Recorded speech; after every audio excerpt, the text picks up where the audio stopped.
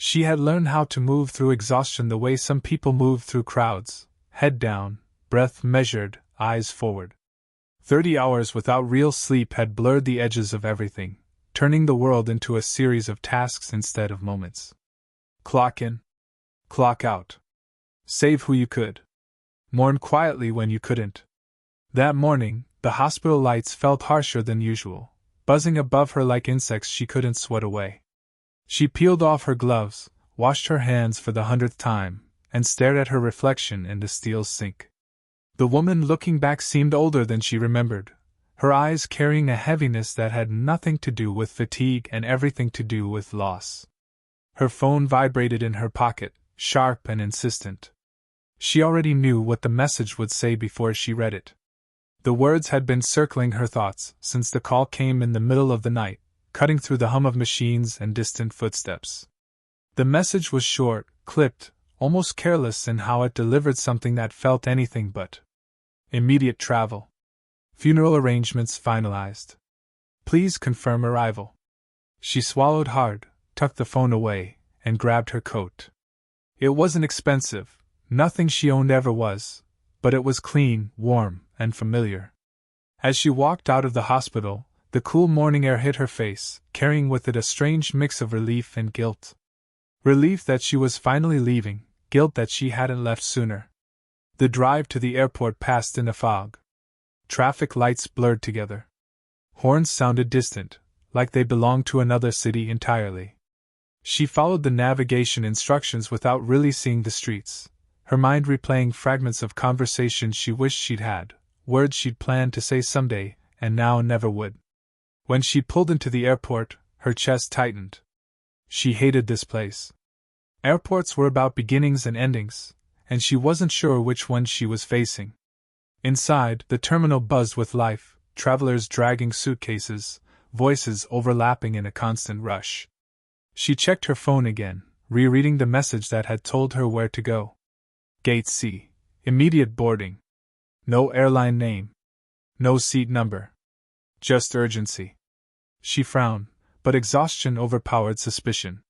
She assumed it was some kind of error, maybe a last-minute change. It wouldn't be the first time she'd been shuffled around like luggage. She followed the signs, weaving through crowds until the atmosphere shifted. The noise faded. The floors gleamed brighter. People walked slower, dressed sharper. The air itself felt quieter, heavier, like it carried an unspoken rule about who belonged and who didn't. She hesitated for a moment at the entrance to the private terminal, glancing down at her coat, her worn shoes. A familiar knot formed in her stomach, the one she'd learned to live with, the sense of being out of place before anyone even said a word. Her phone buzzed again. Last call. Boarding now.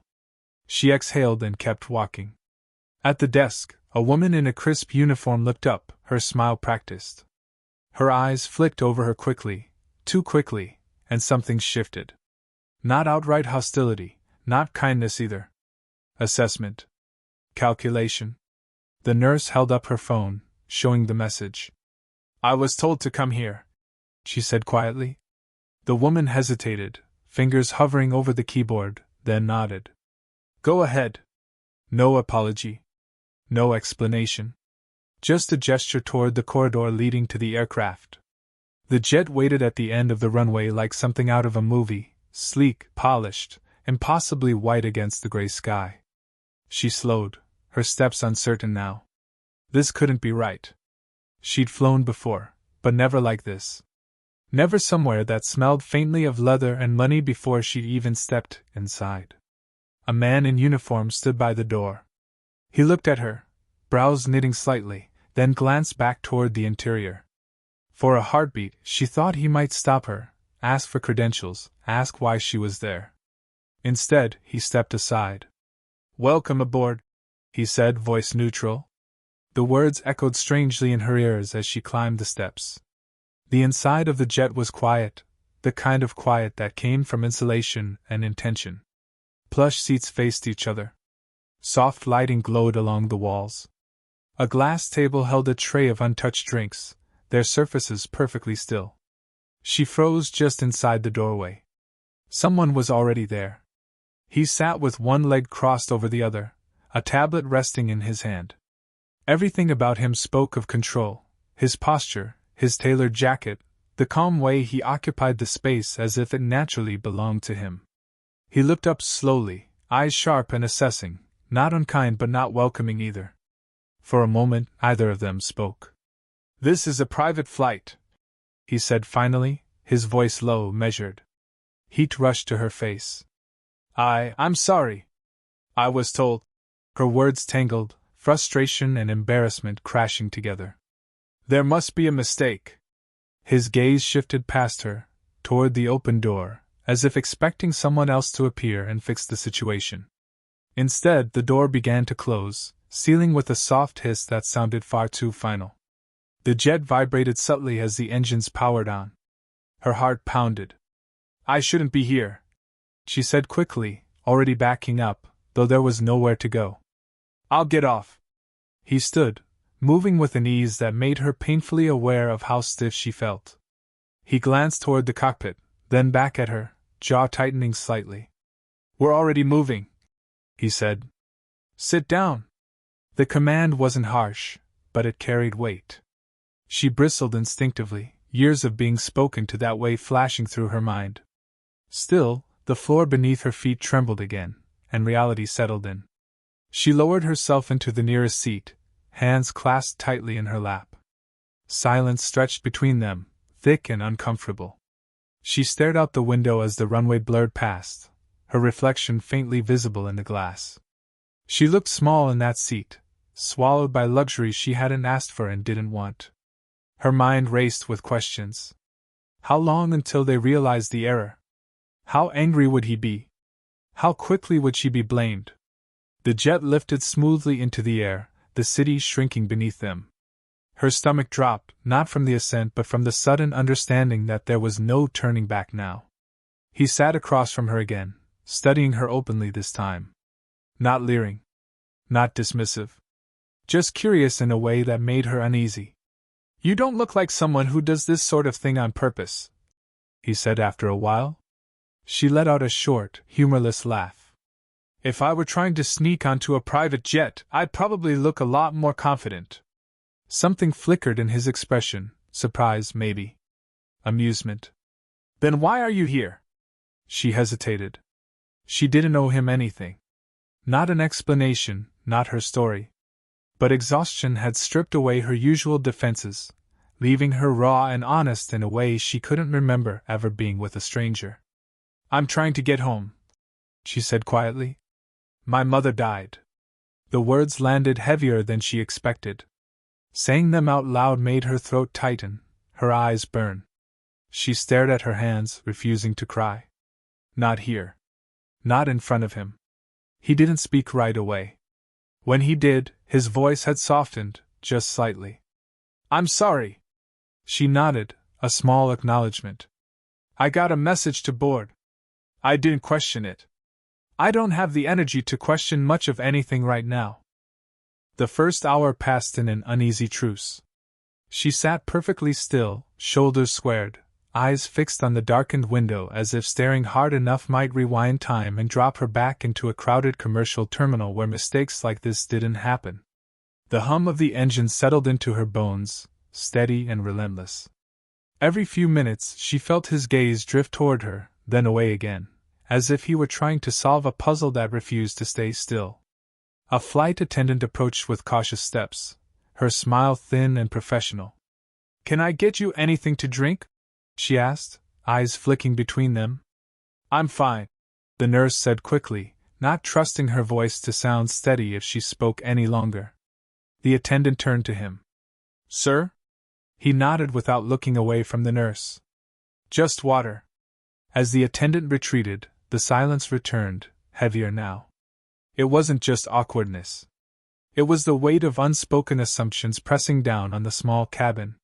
She could feel it in the way the crew moved around her, careful but distant, like she was a disruption rather than a person. No one asked for her ticket. No one asked for her name. They just waited, watching him, waiting for instructions. Her jaw tightened. She had spent her life being watched like that. Measured. Judged. allowed space only when someone else decided she deserved it. The jet, with all its luxury and soft lighting, felt suddenly claustrophobic. "So," she said finally, breaking the quiet, "when do you plan to have me escorted off?" His brows lifted slightly. "Is that what you think I'm planning?" She shrugged, refusing to meet his eyes. "It's usually how this goes." "Usually," he repeated, studying her. "You speak like someone who's had a lot of usuals she didn't ask for." She let out a breath she hadn't realized she was holding. "You have no idea." Another stretch of silence followed, but it was different now. Less brittle. Still tense but alive. A sudden jolt rocked the plane, light turbulence that barely registered with the crew but made her grip the armrest instinctively. Her pulse spiked, memories of emergency rooms and flashing monitors flaring unexpectedly. She hated that reaction. Hated how quickly her body jumped back into crisis mode. "You okay?" he asked, his tone careful. "Fine," she replied automatically, then paused. "Sorry."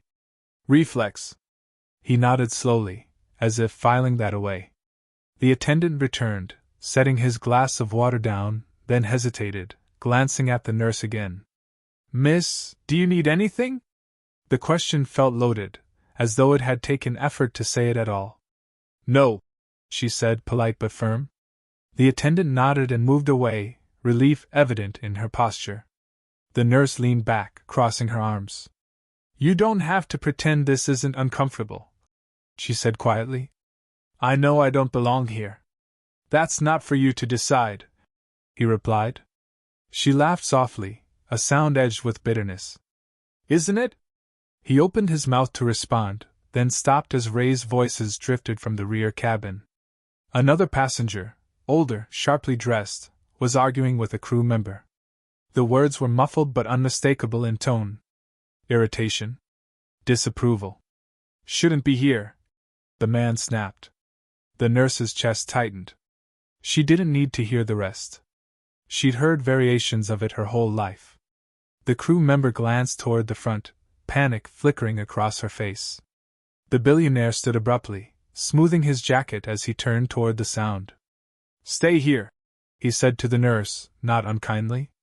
She watched him walk away, shoulders squared, authority radiating from every step. Part of her resented how easily he commanded respect. Another part recognized the armor for what it was. Protection. The voices lowered quickly. Whatever he said, it worked. When he returned, his expression was unreadable. "I apologize for that," he said after a moment. She met his gaze.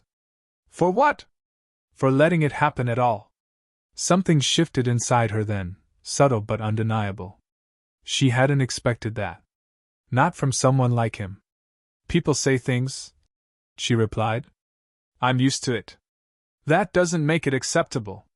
"No," she agreed. "But it makes it predictable." He sat down slowly, his earlier confidence dimmed by something closer to discomfort. "You don't deserve that," he said. The words landed harder than any insult could have. She looked away, blinking rapidly. "You don't even know me." "I know enough," he said quietly. Another hour passed. The cabin lights dimmed slightly, casting everything in a soft glow. The tension ebbed and flowed, punctuated by small exchanges. He asked where she worked. She told him briefly. He asked how long she'd been a nurse. She answered, her voice steady but guarded. When she mentioned trauma nights, something in his expression changed. "That's intense," he said. "It's life," she replied. "Messy. Unpredictable. No room for ego." A faint smile tugged at his lips. "You'd be surprised how many people think ego is all that matters." She glanced at him then, curiosity flickering despite herself. "Including you?" He didn't deflect the question. "Including me," he admitted. The honesty caught her off guard. Before she could respond, a sharp chime sounded, followed by hurried footsteps. A crew member appeared, face pale. "Sir," she said, voice tight. "We have a situation." The nurse was on her feet before the words fully registered. "What happened?" she asked. The crew member hesitated, eyes darting to the billionaire. One of the passengers collapsed. We're not sure what to do. The billionaire looked at the nurse, something like hope flashing briefly in his eyes. You said you work trauma? Yes, she said, already moving past them.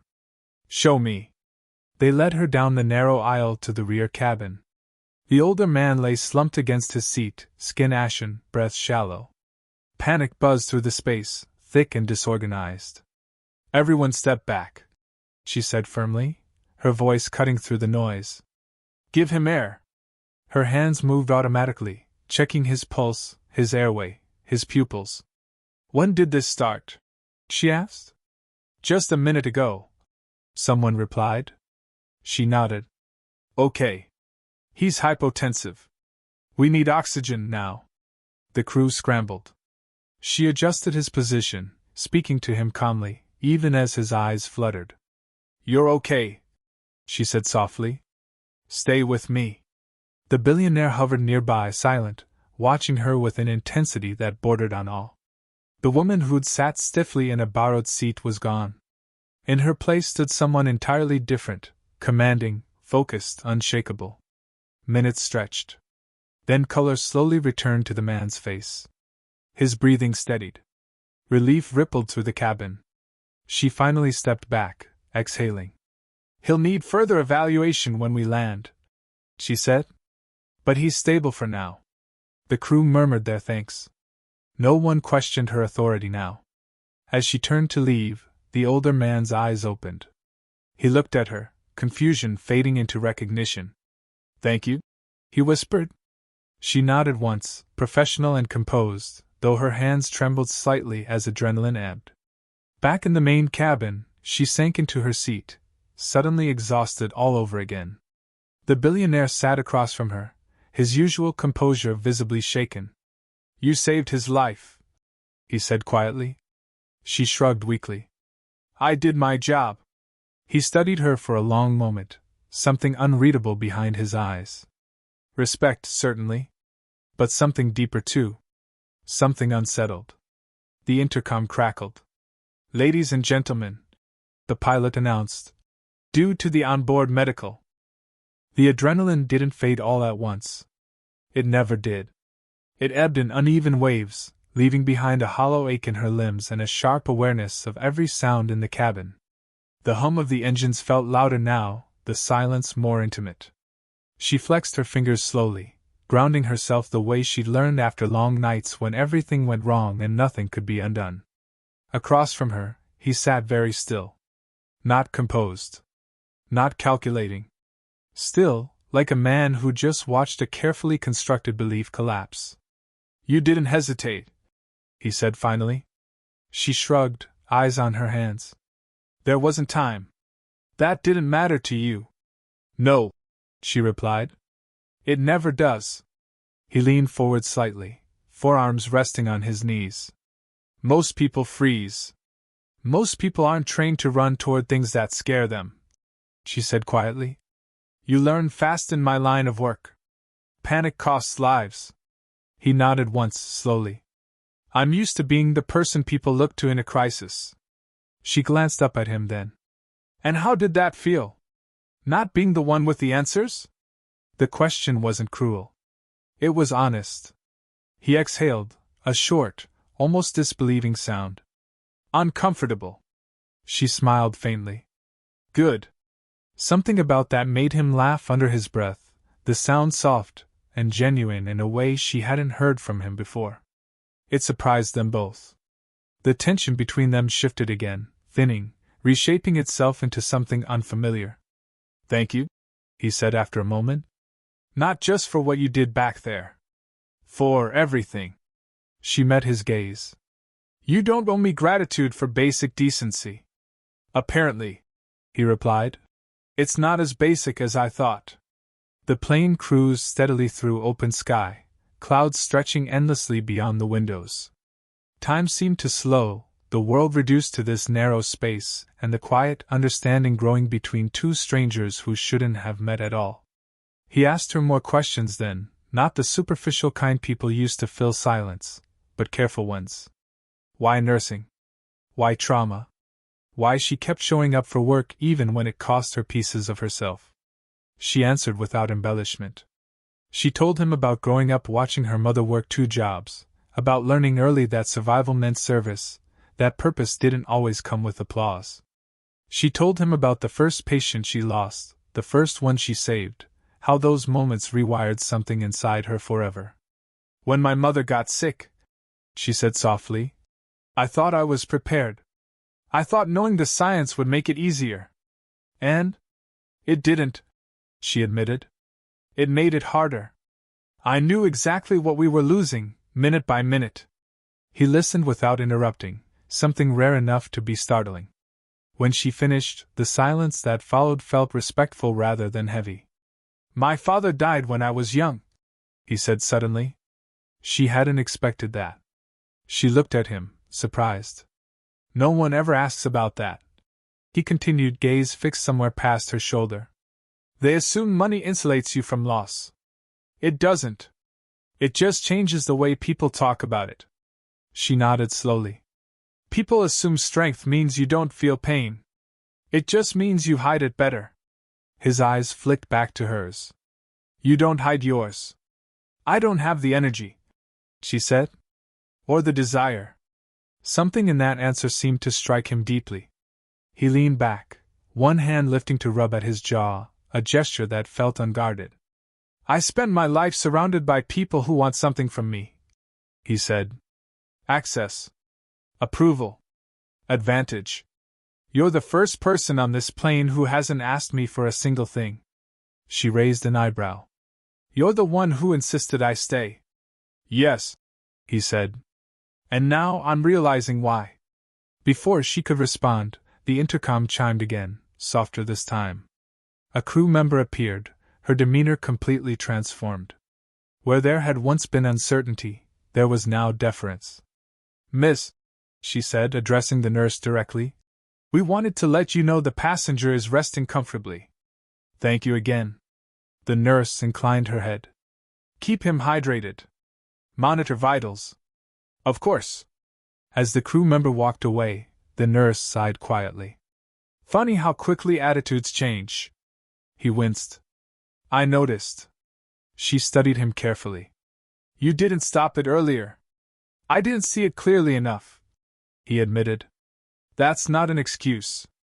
Just the truth. She considered him for a long moment. Most people double down when they realize they were wrong. I don't want to be most people, he said. Another silence fell, charged now with something neither of them named. The distance between their seats felt suddenly artificial, an unnecessary barrier. He stood, hesitating just briefly. Would you like something to eat? He asked. You haven't had anything since you boarded. She started to decline out of habit, then stopped herself. Yes, she said simply. I would. They ate together at the small table, the act oddly intimate despite its simplicity. She hadn't realized how hungry she was until the first bite, warmth spreading through her chest was something dangerously close to comfort. He watched her with quiet amusement, saying nothing, letting her have that moment without commentary. Afterward, she leaned back, eyes closing briefly. This feels unreal. What does? He asked. All of it, she said. A few hours ago, I was arguing with a vending machine in a hospital hallway. Now I'm eating on a private jet headed for Paris. He smiled. Life has a strange sense of humor. She opened her eyes, studying his face. Why Paris? It's where I go when I need to remember who I am outside of boardrooms and contracts, he replied. It's quiet in its own way. Honest. She absorbed that. You don't seem like someone who allows himself to be quiet. I didn't, he said. Until now. The words lingered between them, heavy with implication. The cabin lights dimmed further as evening approached. Outside, the sky deepened into shades of gold and indigo, the sun slipping lower as if marking time neither of them wanted to acknowledge. She felt an unfamiliar pull in her chest, a mix of longing and apprehension. This ends when we land, she said suddenly. He looked at her sharply. Why? Because it has to. she replied. This is a detour, not a destination. He held her gaze, something intense and searching in his expression. Detours can change the entire map. She shook her head, though her conviction wavered. I have a life. Responsibilities. So do I. And yet, she said softly, neither of us expected this. No, he agreed. But I don't want it to disappear just because it's inconvenient. Her heart thudded painfully. You don't know what you're asking. I'm asking you to stay, he said. Not forever. Just a little longer. Let Paris be what it's meant to be. She stood, moving toward the window, pressing her palm lightly against the glass. The world outside was vast and endless, possibilities stretching in every direction. She thought of her mother, of promises she'd made to herself, of the way her life had always been defined by duty. Behind her, he waited. He didn't push. Didn't demand. He simply trusted her to choose. She turned back slowly, meeting his eyes. How long? She asked. His breath caught, just barely. As long as you're willing. The plane continued its steady course through the darkening sky, carrying them closer to a city of lights and choices either of them were ready to face. And as she took a small step toward him, heart racing, she knew that Paris greeted her like a held breath finally released. The city shimmered beneath a pale morning sky, rooftops stretching endlessly, washed in gold and gray. As the jet touched down, she felt it in her chest first, an unfamiliar lightness, a sense that she had stepped outside the tight, narrow path her life had always followed. When the door opened and cool air rushed in, carrying the distant hum of the city, she hesitated just long enough to feel his presence beside her. No words. No pressure. Just quiet companionship. The drive from the airport was surreal. Streets curved instead of rushed. Buildings stood like stories instead of obstacles. She pressed her forehead briefly to the window, watching cyclists glide past cafes just opening for the day, the scent of coffee somehow drifting even into the car. For once, she wasn't counting minutes or calculating consequences. At the hotel, everything slowed. Check-in happened without scrutiny. No one questioned her place beside him. No one looked twice. For the first time in days, maybe years, she wasn't bracing herself. In the elevator, the silence returned, but it was gentle now. You don't have to stay, he said quietly, eyes forward. I meant what I said on the plane. This is your choice. She studied her reflection in the mirrored wall. She looked the same face, same posture, but something behind her eyes had shifted. I know, she replied. That's why I am. The room overlooked the Seine. Sunlight spilled across white linens and tall windows, catching dust motes in the air. She set her bag down slowly, as if moving too fast might break the moment. I'll give you space, he said. Rest. I'll be downstairs if you need anything. She nodded, suddenly overwhelmed. When the door closed behind him, she sat on the edge of the bed and let the quiet wrap around her. No monitors. No alarms. No voices calling her name in panic. Just the distant sound of the city breathing. She slept. When she woke, hours later, the light had softened into evening. For a moment, she didn't know where she was. Then memory returned, not with fear, but with warmth. She showered, changed into clothes she hadn't worn in years, and went downstairs.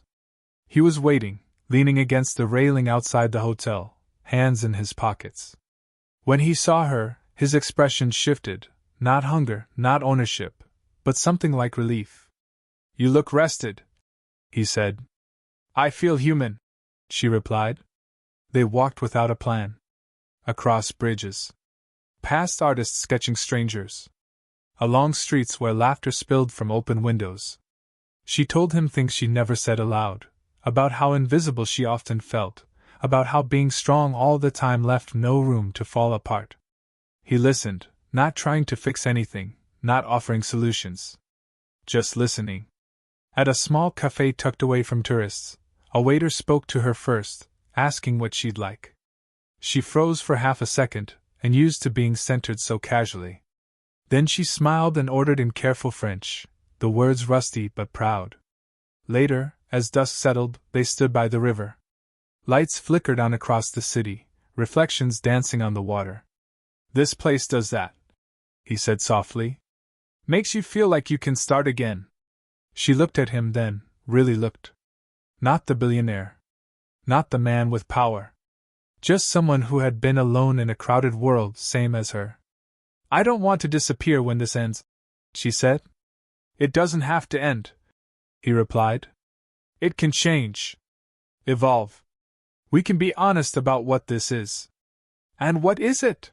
she asked. He took a breath. "Two people who met by accident and decided not to waste it." Her chest tightened. "I go back to my life. My job. My responsibilities. And I go back to mine," he said. "But maybe we don't go back the same." The next days unfolded gently. Museums. Quiet dinners. Long conversations that stretched late into the night. He never tried to impress her with wealth. She never shrank herself to fit beside him. They met each other in the middle, equal and unguarded. One afternoon, as they sat on the steps near Montmartre, her phone buzzed. A message from work. A shift available. Someone sick. The familiar pull returned, sharp and insistent. She stared at the screen, heart pounding. "You don't have to answer," he said. "I do," she replied softly. "But not right now." She turned the phone face down. That night, as rain fell softly against the windows, he reached for her hand, not with urgency, not with expectation. She laced her fingers through his, feeling the steady warmth of him. "This doesn't erase what you've been through," he said quietly. "Or what you'll go back to."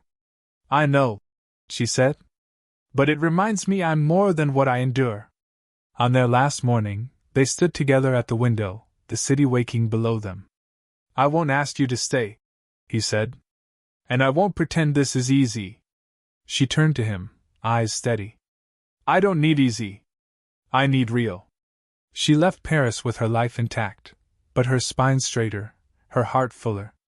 Back home, the hospital lights buzzed the same, the work just as demanding. But something was different. She spoke up more. Took breaks. Let herself be seen. And when people questioned her place, her worth, her presence, she didn't shrink. Because she knew now. Sometimes, months later, she would wake to a message from him. A photo of the Seine at dawn. A simple line. "Thinking of you?" She never boarded the wrong plane again. But she never doubted, not for a second, that the one mistake she made had taken her exactly where she needed to be.